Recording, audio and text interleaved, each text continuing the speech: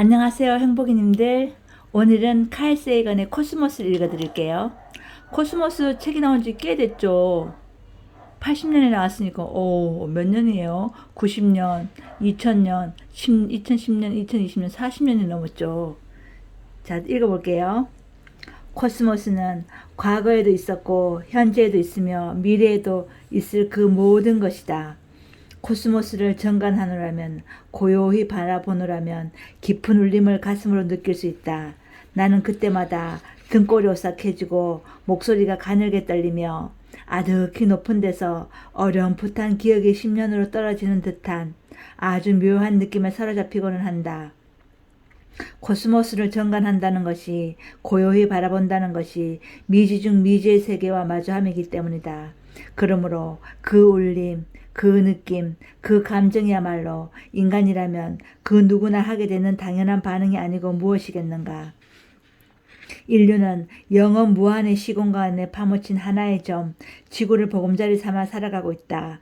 이러한 주제에 코스모스의 크기와 나이를 헤아리고자 한다는 것은 인류의 이해 수준을 훌쩍 뛰어넘는 무모한 도전일지도 모른다. 모든 인간사는 우주적 입장과 관점에서 바라볼 때 중요키는커녕 지극히 하찮고 자질구레하기까지 하다. 그러나 인류는 아직 젊고 주체할 수 없는 호기심으로 충만하며 용기 또한 대단해서 대성 싶은 떡잎임에 틀림이 없는 특별한 생물종이다. 인류가 최근 수천 년 동안 코스모스에서의 자신의 위상과 코스모스에 관하여 이룩한 발견의 폭과 인식의 깊이는 예상 밖의 놀라움을 인류 자신에게 가져다 주었다. 우주 탐험, 그것을 생각하는 것만으로도 우리의 가슴은 설렌다. 그것은 우리 모두에게 생기와 활력을 불어넣는다.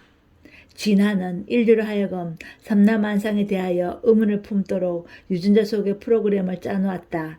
그러므로 안다는 것은 사람에게 기쁨이자 생존의 도구이다. 인류라는 존재는 코스모스라는 찬란한 아침 하늘에 떠다니는 한 점 티끌에 불과하다.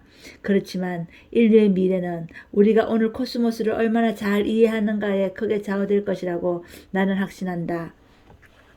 우리가 이제 떠나려는 탐험에는 회의의 정신과 상상력이 필요하다. 상상력에만 의존한다면 존재하지도 않는 세계로 빠져버리는 우를 범하게 될 것이다. 그러나 우리 앞에 놓인 탐험은 상상력 없이는 단 한 발짝도 뗄 수 없는 여정의 연속일 것이다. 회의의 정신은 의심하는 정신요. 공상과 실제를 분간할 줄 알게 하며 억측의 실현성 여부를 검증해준다. 코스모스는 그 바닥을 알 수 없는 깊은 보물창고로서 그 우아한 실제, 절묘한 상관관계, 그리고 기묘한 작동 원리를 그 안에 모두 품고 있다. 코스모스를 거대한 바다라고 생각한다면 지구의 표면은 곧 바닷가에 해당한다. 우주라는 바다에 대하여 우리가 알고 있는 것은 거의 대부분 우리가 이 바닷가에 서서 스스로 보고 배워서 알아낸 것이다. 직접 바닷물 속으로 들어간 것은 극히 최근의 일이다. 그것은 겨우 발가락을 적시는 수준이었다. 아니 기껏해야 발목을 적셨다고나 할까? 그 물은 시원해서 좋다. 그리고 저 바다는 우리에게 들어오라고 손짓하는 듯하다. 우리가 바로 이 바다에서 나왔다는 사실을 우리는 가슴 저 깊숙한 곳으로부터 알고 있다. 그래서 인간은 근원으로 되돌아가고 싶다는 소망을 간절하게 품는 것이다. 비록 우리의 이러한 갈망이 미지의 신들의 심기를 불편케 할지언정 그것을 불경스럽다고만 탓하지 말자.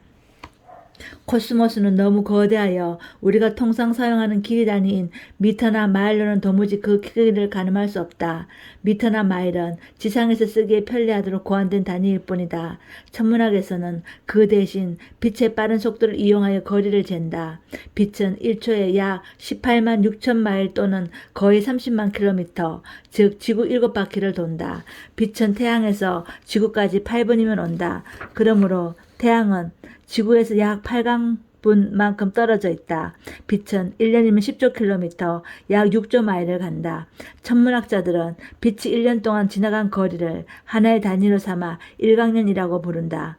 광년은 시간을 재는 단위가 아니라 거리를, 그것도 엄청나게 먼 거리를 재는 단위이다. 지구는 우주에서 결코 유일무이한 장소라고 할 수 없다. 그렇다고 해서 우주 어디에서나 볼 수 있는 아주 전형적인 곳은 더더욱 아니다. 행성이나 별이나 은하를 전형적인 곳이라 할 수 없는 까닭은 코스모스의 대부분이 텅 빈 공간이기 때문이다. 코스모스에서 일반적인 곳이라 할 만한 곳은 저 광대하고 냉랭하고 어디로 가나 텅 비어 있으며 끝없는 밤으로 채워진 은하 사이의 공간이다.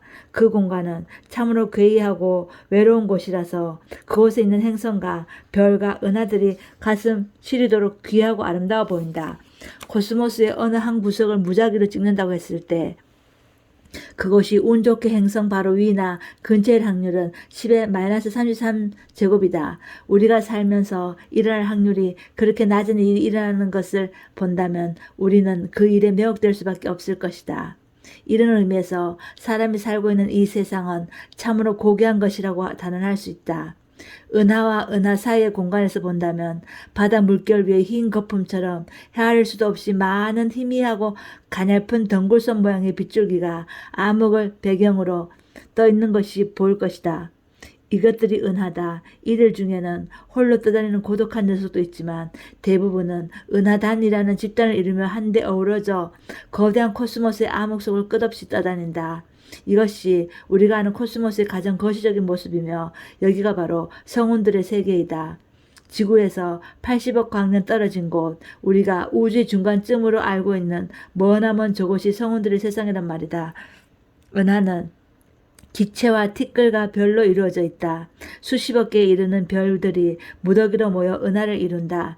별 하나하나가 누군가에게는 태양일 수 있다. 그러므로 은하 안에는 별들이 있고 세계가 있고 아마도 각종 생명이 번성한 자연계가 있고 지능을 소유한 고등 생물의 집단이 있으며 우주 여행을 자유자재로 할 수 있는 고도의 문명 사회들도 있을 것이다.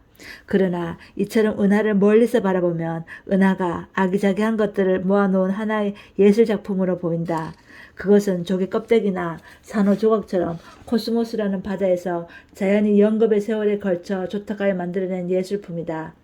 우주에는 은하가 대략 1000억 개 있고 각각 은하에는 저마다 평균 1000억 개의 별이 있다. 모든 은하를 다 합치면 별의 수는 10의 11제곱 곱하기 10의 11제곱 10의 22제곱개나 된다. 게다가 각 은하에는 적어도 별의 수만큼의 행성들이 있을 것이다. 이토록 어마어마한 수의 별들 중에서 생명이 사는 행성은 아주 평범한 별인 우리 태양만이 거느릴 가능성은 얼마나 될까? 코스모스의 어느 한 구석에 숨은 듯이 박혀있는 우리에게만 어찌 그런 행운이 찾아올 수 있었을까? 우리의 특별한 행운을 생각하는 것보다 우주가 생명으로 그득그득 넘쳐난다고 생각하는 편이 훨씬 더 그럴듯하다. 그러나 그것이 사실인지 아닌지를 우리는 아직 모른다. 우리는 이것을 알아내기 위한 탐험을 이제 막 시작했을 뿐이다. 80억 광년쯤 떨어진 곳에서는 우리 은하수 은하가 속해 있는 은하단이 있는지도 확인하기 힘들다. 그러니 태양이나 지구는 더 말할 나위 있겠는가. 그러나 현재까지 우리가 생명이 서식한다고 알고 있는 행성은 지구밖에 없다. 그렇지만 지구는 암석과 금속으로 이루어진 조그마한 바위덩어리에 불과하다. 간신히 태양빛을 반사하고 있기에 조금만 멀리 떨어져도 그 존재를 알아볼 수 없다. 어때요? 행복이님들 코스모스 사서 읽어보셨나요? 숨차죠. 우리가 우리의 은하를 생각하는 것도 숨차요. 어마어마하게 많은 별들이 있는 거죠. 우주에는. 인터스텔라는 영화 보셨어요? 저는 그 인터스텔라 영화 보고 참 좋았어요. 참 잘 만들어진 영화죠. 마션도 있고 그래비티도 있죠. 인터스텔라 영화 다시 보고 싶어요. 행복원님들 코스모스 한번 읽어보세요.